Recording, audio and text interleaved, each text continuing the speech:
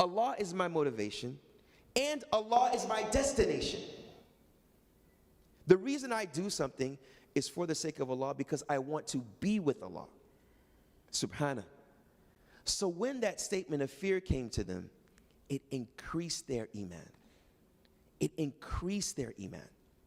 It increased their iman.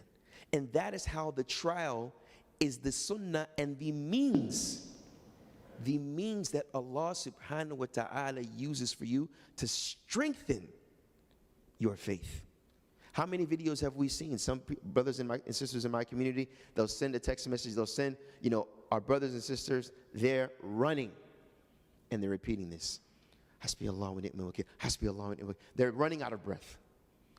Allah is sufficient for me. And that's exactly what Allah subhanahu wa ta'ala said after that. The ones that their iman was increased, and they said, Allah said, and they say, Hasbi Allahu wa ni'mal wakeel. Allah is sufficient for me, and He is the most excellent of those that is relied upon.